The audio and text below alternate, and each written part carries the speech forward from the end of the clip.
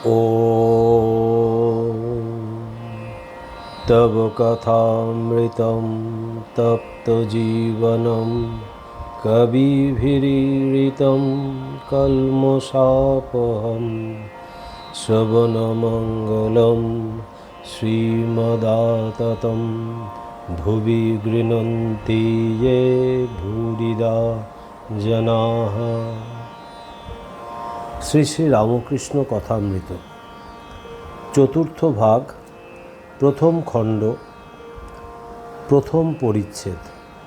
ঠাকুর শ্রী রামকৃষ্ণ দক্ষিণেশ্বর মন্দিরে শ্রীযুক্ত রাখাল, প্রাণকৃষ্ণ, কেদার প্রভৃতি ভক্ত সঙ্গে, দক্ষিণেশ্বরে প্রাণকৃষ্ণ মাস্টার প্রভৃতি সঙ্গে ঠাকুর শ্রী রামকৃষ্ণ কালীবাড়ির সেই পূর্ব পরিচিত ঘরে ভক্ত সঙ্গে বসিয়া আছেন।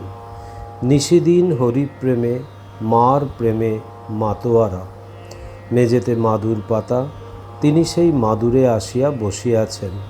সম্মুখে প্রাণকৃষ্ণ ও মাস্টার। শ্রীযুক্ত রাখালও ঘরে আছেন। হাজরা মহাশয় ঘরের বাহিরে দক্ষিণ পূর্ব বারান্দায় বসিয়া আছেন। শীতকাল, পৌষ মাস। ঠাকুরের গায়ে মোলেস্কিনের র্যাপার। সোমবার, বেলা 8টা। অগ্রহায়ণ, কৃষ্ণা অষ্টমী, 1 জানুয়ারি 1883। এখন ভক্ত অন্তরঙ্গ ভক্তগণ অনেকেই আসিয়া ঠাকুরের সহিত মিলিত হইয়াছেন। ন্যূনাধিক 1 বৎসর কাল নরেন্দ্র, রাখাল, ভবনাথ, বলরাম, মাস্টার, বাবুরাম, লাটু প্রভৃতি সর্বদা আসা যাওয়া করিতেছেন। তাহাদের বাৎসরাধিক পূর্ব হইতে রাম, মনমোহন, সুরেন্দ্র, কেদার আসিতেছেন। প্রায় 5 মাস হইল ঠাকুর শ্রীরামকৃষ্ণ বিদ্যাসাগরের বাদুরবাগানের বাটিতে শুভাগমন করিয়াছিলেন।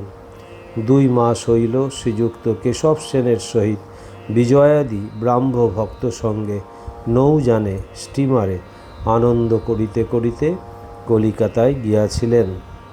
শ্রীযুক্ত প্রাণকৃষ্ণ মুখোপাধ্যায় কলিকাতার শ্যামপুকুর পল্লীতে বাস করেন। তাহাদের আদি নিবাস জনাই গ্রামে। এক্সচেঞ্জের বড়বাবু নিলামের কাজ তদারক করেন। প্রথম পরিবারের সন্তান না হওয়াতে তাহার মত লইয়া দ্বিতীয়বার দ্বার পরিগ্রহ করিয়াছেন। তাহারই একমাত্র পুত্র সন্তান হইয়াছে। ঠাকুর শ্রীরামকৃষ্ণকে প্রাণকৃষ্ণ বড় ভক্তি করেন। একটু স্থূলকায়, তাই ঠাকুর মাঝে মাঝে মোটা বামুন বলিতেন। অতি সজ্জন ব্যক্তি। প্রায় 9 মাস হইল ঠাকুর তাহার বাটিতে ভক্ত সঙ্গে নিমন্ত্রণ গ্রহণ করিয়াছিলেন। প্রাণকৃষ্ণ নানা ব্যঞ্জন ও মিষ্টান্নাদি করিয়া অন্নভোগ দিয়াছিলেন। ঠাকুর মেঝেতে বসিয়া আছেন। কাছে 1 চ্যাংড়া জিলিপি কোনো ভক্ত আনিয়াছেন। তিনি একটু জিলিপি ভাঙিয়া খাইলেন। শ্রীরামকৃষ্ণ প্রাণকৃষ্ণাদির প্রতি সহাস্যে, দেখছ, আমি মায়ের নাম করি বলে এই সব জিনিস খেতে পাচ্ছি। হাস্য। কিন্তু তিনি লাউ কুমড়ো ফল দেন না, তিনি অমৃত ফল দেন। জ্ঞান, প্রেম, বিবেক, বৈরাগ্য। ঘরে একটি 6-7 বছরের ছেলে প্রবেশ করিল। ঠাকুর শ্রীরামকৃষ্ণের বালকাবস্থা। একজন ছেলে যেমন আর একজন ছেলের কাছ থেকে খাবার লুকিয়ে রাখে, পাছে সে খাইয়া ফেলে, ঠাকুরেরও ঠিক সেই অপূর্ব বালকবৎ অবস্থা হইতেছে। তিনি জিলিপির চ্যাংড়াটি হাত ঢাকা দিয়া লুকাইতেছেন। ক্রমে তিনি চ্যাংড়াটি এক পার্শ্বে সরাইয়া দিলেন। প্রাণকৃষ্ণ গৃহস্থ বটেন, কিন্তু তিনি বেদান্ত চর্চা করেন। বলেন, ব্রহ্ম সত্য, জগৎ মিথ্যা, তিনি আমি, সোঅহং। ঠাকুর তাহাকে বলেন, কলিতে অন্নগত প্রাণ, কলিতে নারদীয় ভক্তি। সে যে ভাবের বিষয়, ভাব ব্যতীত অভাবে কি ধরতে পারে? বালকের ন্যায় হাত ঢাকিয়া মিষ্টান্ন লুকাইতে লুকাইতে ঠাকুর সমাধিস্থ হইলেন।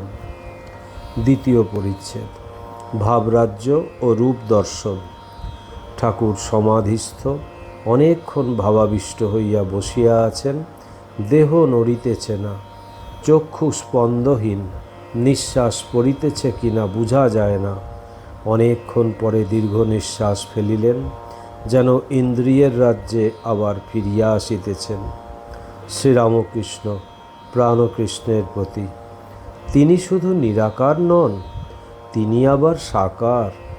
তার রূপ দর্শন করা যায়। ভাবভক্তির দ্বারা তার সেই অতুলনীয় রূপ দর্শন করা যায়। মা নানা রূপে দর্শন দেন। কাল মাকে দেখলাম, গেরুয়া জামা পরা, মুড়ি সেলাই নাই, আমার সঙ্গে কথা করছেন। আর একদিন মুসলমানের মেয়ে রূপে আমার কাছে এসেছিলেন। মাথায় তিলক, কিন্তু দিগম্বরী। 6-7 বছরের মেয়ে আমার সঙ্গে সঙ্গে বেড়াতে লাগলো ও ফচকিমি করতে লাগলো। হৃদের বাড়িতে যখন ছিলাম, গৌরাঙ্গ দর্শন হয়েছিল, কালা পেরে কাপড় পরা। হলধারী বলতো তিনি ভাব অভাবের অতীত। আমি মাকে গিয়ে বললাম, মা, হলধারী একথা বলছে, তাহলে রূপ টুপ কি সব মিথ্যা? মা রতির মার বেশে আমার কাছে এসে বললে, তুই ভাবেই থাক। আমিও হলধারীকে তাই বললাম। একবার ও কথা ভুলে যাই বলে কষ্ট হয়। ভাবে না থেকে দাঁত ভেঙে গেল, তাই দৈববাণী বা প্রত্যক্ষ না হলে ভাবেই থাকব, ভক্তি নিয়ে থাকব। কি বলো প্রাণকৃষ্ণ? আজ্ঞা। শ্রীরামকৃষ্ণ। আর তোমাকেই বা কেন জিজ্ঞাসা করি? এর ভিতরে কে একটা আছে, সেই আমাকে নিয়ে এই রূপ করছে। মাঝে মাঝে দেবভাব প্রায় হতো। আমি পূজা না করলে শান্ত হতুম না। আমি যন্ত্র, তিনি যন্ত্রী। তিনি যেমন করান তেমনি করি, যেমন বলান তেমনি বলি। প্রসাদ বলে ভবসাগরে বসে আছি ভাসিয়ে ভেলা। জোয়ার এলে উজিয়ে যাব, ভাটিয়ে যাব ভাটার বেলা। ঝড়ের এঁটো পাতা কখনো উড়ে ভালো জায়গায় গিয়ে পড়ল, কখনো বা নর্দমায় গিয়ে পড়ল। ঝড় যেদিকে লয়ে যায়। তাঁতি বললে, রামের ইচ্ছায় ডাকাতি হলো, রামের ইচ্ছায় আমাকে পুলিশে ধরলে, আবার রামের ইচ্ছায় ছেড়ে দিলে। হনুমান বলেছিল, হে রাম শরণাগত শরণাগত, এই আশীর্বাদ করো যেন তোমার পাদপদ্মে শুদ্ধা ভক্তি হয়, আর যেন তোমার ভুবনমোহিনী মায়ায় মুগ্ধ না হই। কোলা ব্যাং মুমূর্ষু অবস্থায় বললে, রাম যখন সাপে ধরে তখন রাম রক্ষা করো বলে চিৎকার করি, কিন্তু এখন রামের ধনুক বিধে মরে যাচ্ছি, তাই চুপ করে আছি। আগে প্রত্যক্ষ দর্শন হতো এই চক্ষু দিয়ে, যেমন তোমায় দেখছি। এখন ভাবাবস্থায় দর্শন হয়। ঈশ্বর লাভ হলে বালকের স্বভাব হয়। যে যাকে চিন্তা করে তার সত্তা পায়। ঈশ্বরের স্বভাব বালকের ন্যায়। বালক যেমন খেলাঘর করে, ভাঙে গড়ে, তিনিও সেই রূপ সৃষ্টি স্থিতি প্রলয় করছেন। বালক যেমন কোনো গুণের বশ নয়, তিনিও তেমনি সত্য রজতম 3 গুণের অতীত। তাই পরমহংসেরা 10-5 জন বালক সঙ্গে রাখে স্বভাব আরোপের জন্য। আগরপাড়া হইতে একটি 20-22 বছরের ছোকরা আসিয়াছেন। ছেলেটি যখন আসেন, ঠাকুরকে ইশারা করিয়া নির্জনে লইয়া যান ও চুপি চুপি মনের কথা কন। তিনি নূতন যাতায়াত করিতেছেন। আজ ছেলেটি কাছে আসিয়া মেঝেতে বসিয়াছেন। শ্রীরামকৃষ্ণ ছেলেটির প্রতি। আরোপ করলে ভাব বদলে যায়। প্রকৃতিভাব আরোপ করলে ক্রমে কামাদি রিপু নষ্ট হয়ে যায়। ঠিক মেয়েদের মতন ব্যবহার হয়ে দাঁড়ায়। যাত্রাতে যারা মেয়ে সাজে তাদের নাইবার সময়ে দেখেছি মেয়েদের মতো দাঁত মাজে, কথা কয়। তুমি একদিন শনি মঙ্গলবারে এসো। প্রাণকৃষ্ণের প্রতি। ব্রহ্ম ও শক্তি অভেদ। শক্তি না মানলে জগৎ মিথ্যা হয়ে যায়। আমি, তুমি, ঘর বাড়ি পরিবার সব মিথ্যা। ওই আদ্যাশক্তি আছেন বলে জগৎ দাঁড়িয়ে আছে। কাঠামোর খুঁটি না থাকলে কাঠামোই হয় না। সুন্দর দুর্গা ঠাকুর প্রতিমাও হয় না। বিষয় বুদ্ধি ত্যাগ না করলে চৈতন্যই হয় না। ভগবান লাভ হয় না। বিষয় বুদ্ধি থাকলেই কপটতা হয়। সরল না হলে তাকে পাওয়া যায় না।